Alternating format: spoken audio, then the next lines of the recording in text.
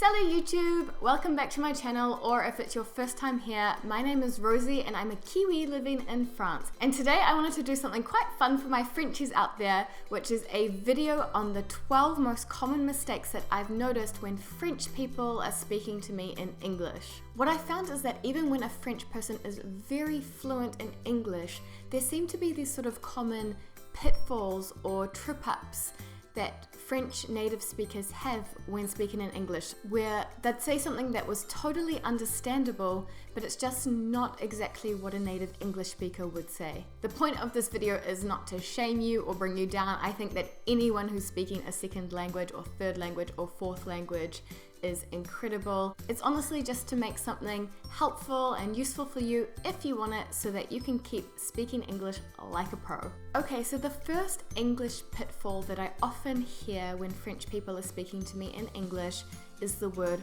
hopefully. I often hear it used as a substitute for words like thankfully, fortunately, and luckily. For example, a French person might say, "Hopefully I remembered to take the rubbish out today. I almost forgot it was rubbish day."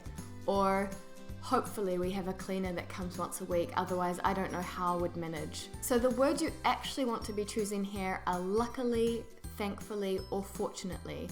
Like, luckily I remembered to take the rubbish out, or thankfully we have a cleaner that comes to our place once a week. In English, we use the word hopefully to be optimistic about an event that's going to happen in the future that hasn't happened yet. For example, hopefully I get into the grande école of my dreams, or hopefully it will be good weather on the weekend. I think hopefully is actually more the equivalent in French of avec un peu de chance. For example, avec un peu de chance, il fera beau demain. Word number 2 that I want to talk about is the word funny.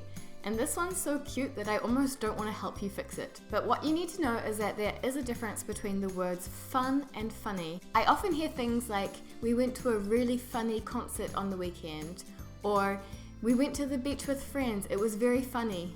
The word you should be using here is just fun. To have a good time. We had so much fun at the concert.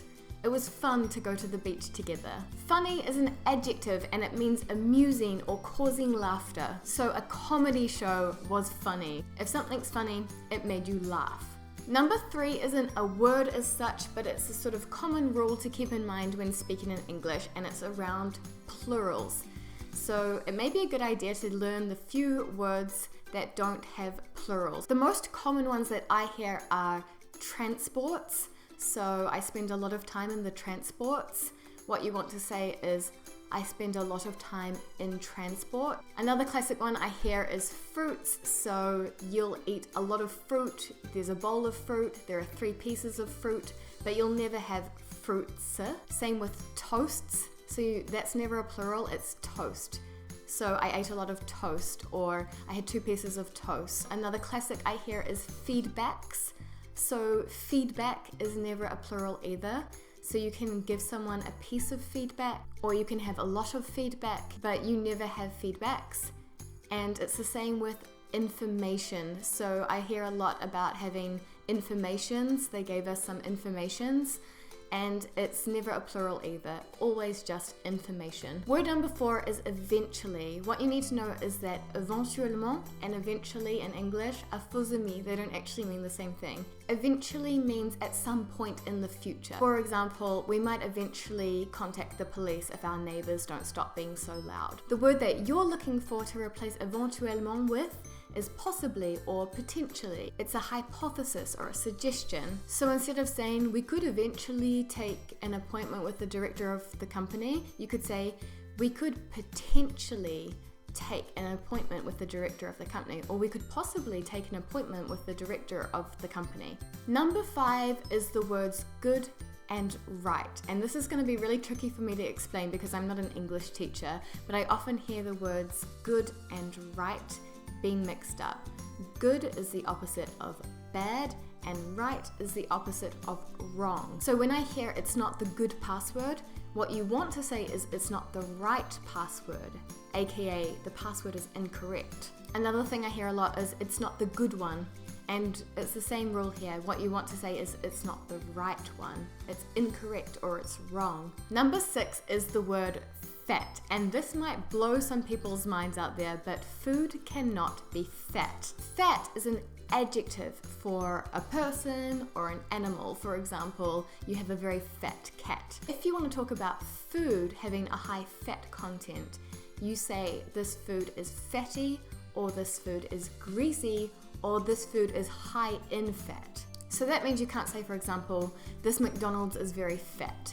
You could only say this McDonald's is really greasy, or this McDonald's is very fatty. Bonus for you on this topic, food in French can either be sucré or salé. And in English, this is sweet or savory, not salty. So quiches, scones, these kinds of things are savory items of food. Salty food is food that's got a very, very high salt content. So it's literally when you've been cooking the pasta and you put way too much salt inside the recipe, and that's when you can say, oh, this pasta is very salty.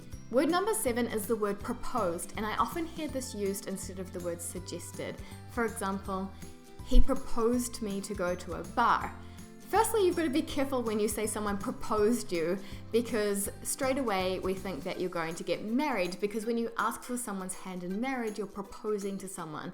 So if you're a girl and you're coming up to me saying, he proposed me, I'll be like, oh my God, congratulations! While you can use the word proposed in English in the same kind of sense, for example, he proposed that we go to a bar, I think it can get a little bit confusing. So if I were you, I would use the words suggested.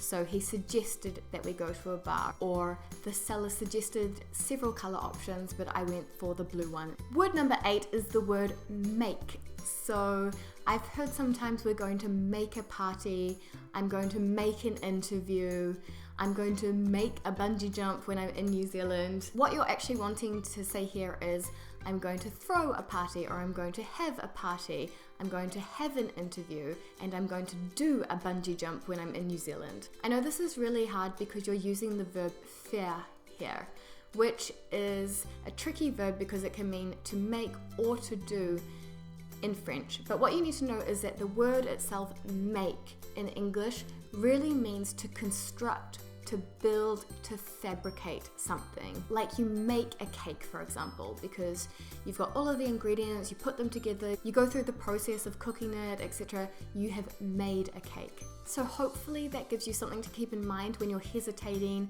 about using the word make or another word that would suit, like do or have, for example. Number 9 is the word since. So I've heard this phrase a lot, which is, I've been in Paris since 4 years, or I've worked in marketing since 6 months.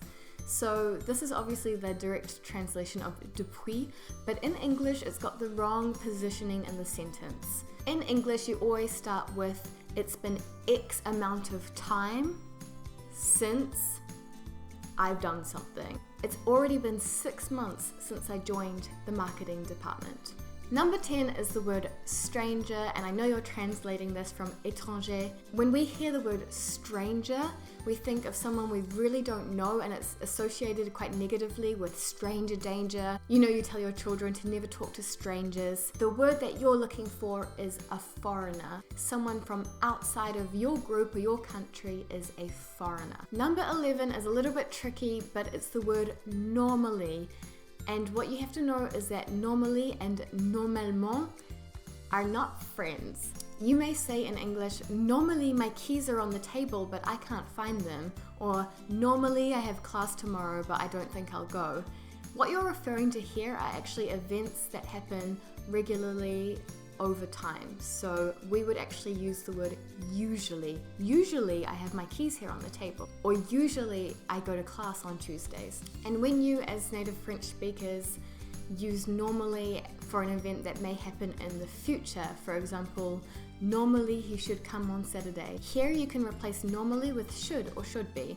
So he should come on Saturday. Number 12 is simply here and there. For example, I'll be waiting for my friend at a cafe and they'll say, I'm there. I'll be like, where? Where is there? Here means here as in the same place that you are. So here is ici and there is là or là-bas. And I quickly want to run through some bonus tips because I've got a lot to say and I don't want to stop talking yet. I'm going to address some common pronunciation matters. First, the word idea. It actually has 3 syllables. Idea. It's not pronounced ID. ID is a short form of identification. It means your passport or your driver's license. Also, analysis is pronounced analysis and not analysis. Number 3, someone who is cynical or doubtful is a skeptic, or someone who's skeptical, not a septic. Okay, so I'll leave it there for now. If you do like this kind of content, please comment below, hit the thumbs up, and let me know what you want to see from me, because I'm happy to get creative and film videos different to what I'm used to filming if it's going to help you guys out. And if I did miss any really obvious ones, please let me know down below, because I'd like to do a part 2 to this video because it was really fun, even if it wasn't very funny. Until next time, friends, a bientôt!